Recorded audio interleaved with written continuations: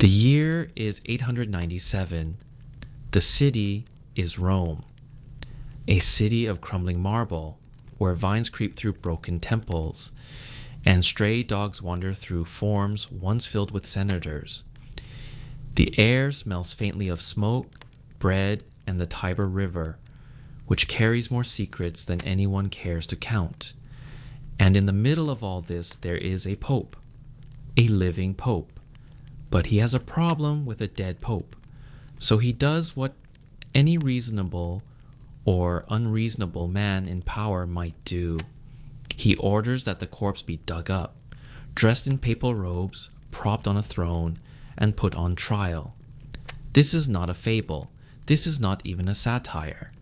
It is history, the Cadaver Synod, a courtroom drama where the defendant was 9 months dead, silent, and smelling faintly of the grave. So settle your sieve, perhaps with a blanket, perhaps with tea, because tonight we are going to wander slowly through the strange tale of the Pope who put a dead man on trial. To understand why anyone would go through the bother of placing a corpse on trial, we must step back a little, slowly, carefully. Rome in the late 9th century was not the Rome of Julius Caesar, all polished marble and disciplined legions. It was something different, something softer, something fraying at the edges. The city was still important, yes, because it held the seat of the papacy, but power drifted like autumn leaves. Some days it lay in Rome, some days it blew north into the hands of Frankish kings, and some days it simply tumbled into the pockets of noble families who were hard as onions and just as tear-inducing. The papacy itself was unstable. Popes came and went quickly. Some lasted only weeks. Some died mysteriously or less mysteriously in dungeons. To be pope was little like sitting on a wobbly stool in the middle of a storm. Sometimes you held on, and sometimes you were swept away.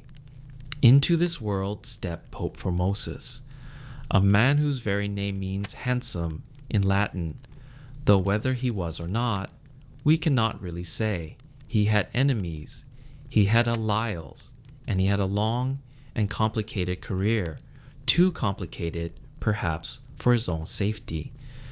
But we will come back to him for now. Simply remember that Rome was unstable. The papacy was unstable, and when everything is unstable, strange things can happen. Formosus began his career as a bishop in the city of Porto, near Rome. He was skilled ambitious, a little too ambitious for some. He traveled widely, sent on missions to far-off kingdoms, to the Bulgarians, to the Franks, to the powerful rulers who are slowly carving Europe into pieces. He made friends in high places and enemies in higher places.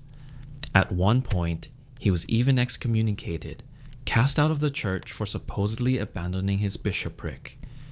It was a serious charge, though charges in these days were often like smoke, hard to see clearly through.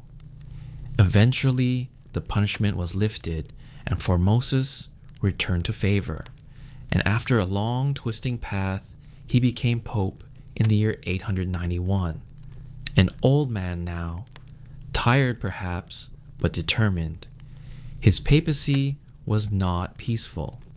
He had to choose sides in the messy politics of the time, whether to support one royal claimant or another. It was like playing chess, only the pieces were kings and dukes, and the board was always on fire. Eventually, Formosus supported a young man named Arnulf of Carinthia, a Frankish ruler, against another claimant, the powerful Italian Duke Lambert of Spoleto. This was dangerous, because Lambert's mother, the formidable Empress Agiltrude, was not someone you wanted as an enemy, but Formosus chose, and choices in unstable times often came back to haunt. In 896, after years of turmoil, Formosus died. Naturally, it seems, peacefully perhaps. He was buried in the Basilica of St. Peter, a pope among popes. And that could have been the end of his story, but it was only the beginning. After Formosus' death, the papal chair did not remain empty long. A new pope rose up, Stephen VI. Stephen had a problem, or rather several. He owed his position to Lambert of Spoleto and to Lambert's mother Agiltrude, and Lambert, as we said, despised Formosus. Formosus had supported his rival, and though Formosus was now rotting quietly in his grave, Lambert and Agiltrude were not content. Dead enemies can still cast long shadows. So Stephen made a decision, a very odd decision. He ordered that the body of Pope Formosus be dug up. Not quietly, not respectfully, but publicly, with the whole city soon whispering. 9 months had passed since the burial. The body was not fresh, but it was hauled up anyway, dressed again in papal robes, a crown placed upon its skull, and then it was seated on a throne in a council chamber, ready for trial, the Cadaver Synod. We must pause here, gently, slowly, because this is the heart of the story, and it is almost too strange to rush. Imagine the scene. A large hall, perhaps echoing with footsteps, torches flickering on stone walls. Bishops gathered, their faces pale, some perhaps struggling to hide their disgust, and in the center, a throne. Upon the throne sits Pope Formosus, or what is left of him. A corpse, stiff and hollow-eyed, dressed in papal vestments, perhaps bones jutting faintly beneath cloth, perhaps a smell that made men breathe through their mouths, and standing beside him, his appointed lawyer, a deacon forced to act as though the dead pope could still defend himself. The charges were read aloud: that Formosus had abandoned his bishopric, that he had illegally seized the papal office, that he had conspired and lied and brought shame upon the church. The dead pope said nothing, he could not. But the living bishops went on, their voices rising and falling like waves. The deacon gave answers on behalf of his silent master. We do not know if he spoke with conviction or if his words faltered, his eyes darting to the grim figure beside him, and Pope Stephen sat presiding. His face, we imagine, stemmed, or perhaps wasted with anger, or perhaps simply weary, like a man dragging himself through a task he half regretted. This was no ordinary trial. It was theater. It was vengeance. It was humiliation made flesh, or what remained of flesh. And when it was done, the verdict was guilty. The sentence was harsh. Formosus' papacy was declared null and void. Every decree he had made was annulled. His body was stripped of its robes. The fingers with which he had given blessings were cut off. Finally, the corpse was dragged through the streets of Rome and thrown into the Tiber. The river took him for a time, but rivers return what they take, and vengeance never settles easily, because the story does not end with the Cadaver Synod. Not at all. It twists onward like ivy through broken stone. And so, in our next chapter, we will see what became of Stephen VI, and how the corpse of Pope Formosus would not stay silent in death. The Tiber is not a sea and river. It has always carried refuse, prayers, and secrets. And in the year 897, it carried a pope. But the people of Rome were unsettled. Some whispered that a terrible curse had been unleashed. Others simply wrinkled their noses and muttered that even corpses deserved dignity. And when the body of Formosus washed ashore, tangled in reeds, it was gathered up by monks, quietly, secretly, lovingly. They believed the corpse was holy now, that it worked miracles. Touch it, they said, and fevers might vanish. Kneel by it, and your prayers might be answered. Whether these miracles were real or simply born of guilty imaginations, we cannot know. But whispers like that spread like smoke on a windy day. And while the people whispered, Pope Stephen's enemies sharpened their knives. Stephen had thought himself clever. By humiliating Formosus, he had pleased the Spoleto family. He had erased his rival's deeds. He had shown himself powerful enough to command even the dead. But power, as always, is slippery. Not long after the Cadaver Synod, unrest stirred. Riots, perhaps, murmurs, certainly. The spectacle of the trial disgusted many. Even those who disliked Formosus thought dragging a corpse into court was a step too far. And so Stephen was arrested. His robes stripped away, his throne gone. He was imprisoned, and before long he was strangled in his cell. Another pope gone, swallowed by the endless churn of Roman politics. The Cadaver Synod, meant to erase Formosus, instead destroyed Stephen. But the story still did not end, because the memory of Formosus lingered. A later pope, Theodore II, reigned only briefly, but he reversed the decrees of the Cadaver Synod. Formosus was reburied in St. Peter's Basilica with honor. The fingers were restored symbolically, if not literally. His name was cleared. After Theodore, Pope John IX went further, forbidding any future trials of corpses. A sensible rule, though one suspects it did not need to be written down twice. Still, Egins persisted. Some said that Stephen VI was haunted by visions of Formosus rising from the Tiber, ripping wet, his empty eyes fixed upon him.